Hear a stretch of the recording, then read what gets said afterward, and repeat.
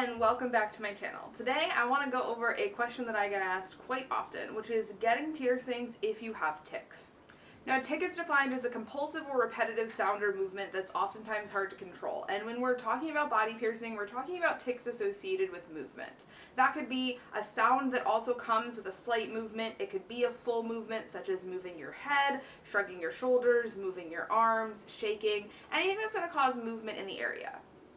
Now, there's a lot of misinformation online about tics, kind of just in general across the board, but especially as they relate to piercings, because you'll see a lot of folks say, oh, well, if you have tics, you just can't get pierced. There's just no way. And that is simply not true.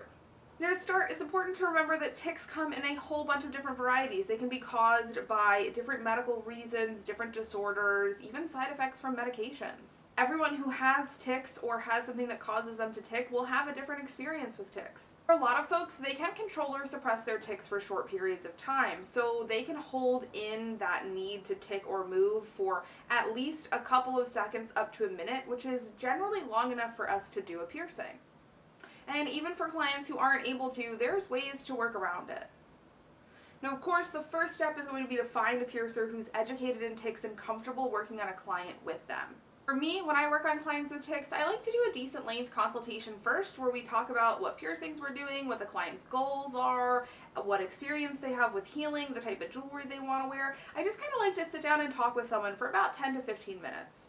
First of all, this builds a little bit of a connection with the client, and I have found that once I have a little bit of a rapport, the client can feel a little bit more comfortable with me working around them, and reducing situations of stress and anxiety can also reduce someone's need to tic. Piercings can be a pretty stressful situation in general, so taking the time to get to know your piercer a little bit first and feel a little bit more comfortable with that person can definitely help reduce the amount of tics you'll experience during the procedure. The other reason why I like to have a little bit of a longer consult is I like to watch the way in which the person tics. Everyone's tics and movements are going to be different. Some are movements that aren't going to affect me in the slightest, and we don't even have to worry about it. We can just pierce.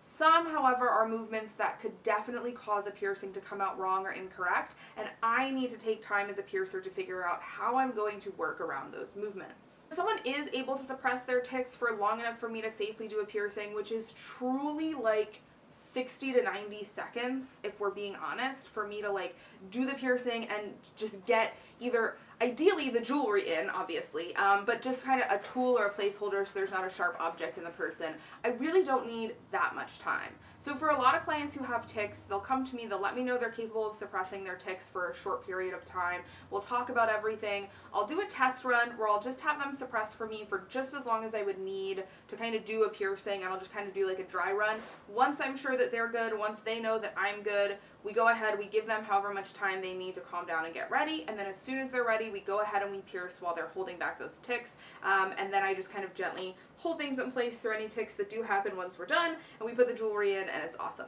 However, some clients have tics that they either can't suppress for any length of time, or even if they are able to suppress them, if they did accidentally tic from the initial shock of getting pierced, or the adrenaline and the endorphin rush, it could be really bad for both the client and myself, and we don't want that to happen.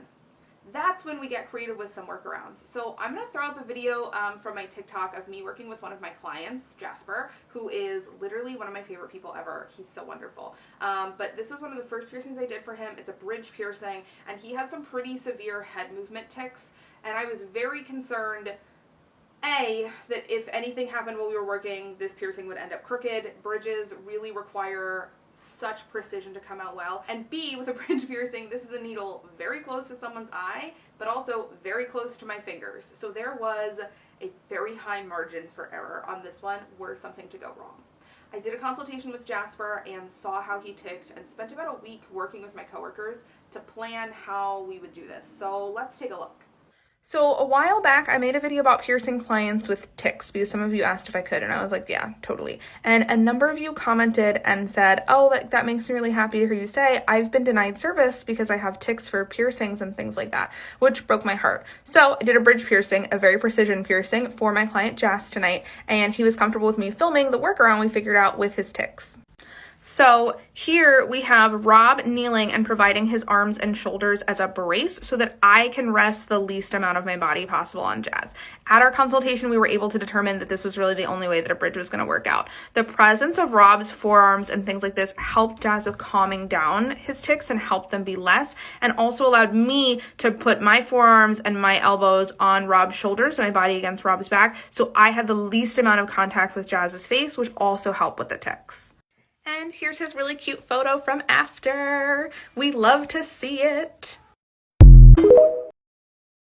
Now, I explained it a little bit in that TikTok video, but as you saw, what I did was I had one of my coworkers come in and act as a brace. For Jasper, having that pressure on his shoulders and like some other sensation or contact to focus on helped him reduce the tics in his head. So Rob was there providing pressure on the shoulders and kind of like a mental focal point for Jasper. And then what Rob's forearms also did was allowed me to get into a set position to pierce without having to touch Jasper. We found that touching and contacting his face tended to trigger more tics. So if I could minimize contact with his face until literally the moment I was about to pierce, we would see less tics. However, I have to put my hands somewhere when I'm piercing.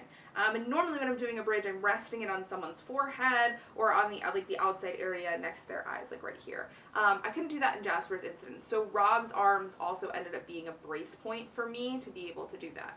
The other benefit of this position is that Rob's elbows were locked out. They were pretty firm. If Jasper did accidentally have a tic or a movement of his head, Rob's arms were right there to prevent any movement from being too large to cause a really serious needle stick or a really serious accident. So the purpose was threefold. One, to give Jasper that point of contact to focus on. Two, to give me a place to rest my hands and my arms that wouldn't contact Jasper to minimize ticking. And three, just as like an emergency failsafe, God forbid a tic did occur while we were working, to help prevent any risk of injury either to myself or to Jasper. Fortunately, it went like literally as smoothly as anyone could have asked for. It went perfectly. The piercing turned out great. The video is actually from a couple years ago. That piercing is totally healed and happy now. It's amazing. I love it. But this was such a good example of just taking the time to work around a client with tics. Now, this scenario for piercing Jasper's bridge worked great. We didn't end up having to use this scenario many months later when we ended up doing other piercings for him, like his eyebrows and his septum. We were able to use different workarounds for those. But really what it boiled down to was me as a piercer just taking my time to get to know and work with a client with tics, figure out how their tics presented, what were some triggers for it, like touching the face, stress, things like that, certain music playing in the studio at the time, whatever the case may be, and just taking the time to work with that client. Unfortunately, a lot of piercers are not interested in doing this extra work and effort. We've talked about it here before on my channel, but piercing does have an issue with accessibility, especially for folks with disabilities, and it just kind of sucks. A lot of piercers are simply not willing to go the extra mile to work with clients who have different needs or would just need a piercing experience a little bit out of the ordinary. If you are someone who has tics, you probably will have to do quite a bit of legwork in order to find a piercer who's willing to work with you and work around them. I hate that is the case, but I want to be honest that is. A really good starting point is APP membership, but if I'm being completely honest, there's plenty of APP members who probably wouldn't want to work with someone who tics. So you just want to, do good research, reach out to a lot of studios, talk to piercers, see who's willing to work with you. A really good piercer will take the time to work with you. Now the other side of that is that this may not be like an instantaneous thing. Like you saw, we used really unique body positioning and a literal whole second person in order to pull off that bridge piercing for Jasper. That was not something that was going to happen on a walk-in or randomly during the day. That was something where he came in, he met with me, we talked for a while, I figured out how he ticked, I took notes about what his triggers were and what he needed, I brainstormed plans with different coworkers. Like, after that consult, in downtime the next couple of days at the studio, I had like one person lay on the chair while I experimented with different body positions and different movements. I had to figure out what was a position that I could hold, potentially for a couple minutes, because let me tell you what, your back is cramping after a little bit hunched over like that my coworker could hold, and that would work for this. So it did take quite a bit of work on my part to figure out how to do this piercing correctly. So if you are someone with tics who's looking to get pierced, please be patient with your piercer figuring out the best way to work for you. It's probably not going to be something that happens right away on a walk-in or even on your first appointment. You may have to go in, consult with the piercer, talk about your goals and what you're looking for, figure out a game plan. Your piercer might need to take some time to do some research. They might need to order special tools or special jewelry or have an assistant come into the studio that day. So just be patient with us and give us time to really, work out all the kinks and make sure that we figure out a way to pierce you as safely as possible. For any piercers or apprentices watching this at home, I strongly suggest you to just, get creative. Be willing to work outside your comfort zone. It can definitely be intimidating as a piercer to have a client with tics approach you for a piercing. Obviously, our concern is always, what if someone moves? What if someone messes up the piercing? But this is really just an opportunity for you to get creative with body positioning, with how you position yourself, with how you position your clients, with what extra aids or tools you can use to try and make this piercing happen for someone. And it really does not need to be as intimidating as a lot of us think. And again, remember, like I mentioned earlier in this video, most folks with tics can suppress for at least the couple of seconds needed to get the piercing done. If you've got that piercing done and you've either got that sharp under control or preferably the sharp is out of the picture, you're good. You're good. Once that piercing is done and I just have something in that channel, you can take as much as you want and it's fine. It is not going to mess anything up. We'll get that jewelry and we'll get everything settled. But I would encourage more piercers to be willing to get creative and work with clients like this. And the key there really is work with clients. Like, if someone has tics, they know they have tics. That is, they're not unaware. They know what their triggers are. They know what helps them have less tics. They know what creates an environment where they're comfortable. And they can talk with you and work with you with that to figure out music that could be playing at the studio, a certain time of day, like certain body positioning, certain touches, certain smells, whatever we can do to make this experience happen and make it happen well.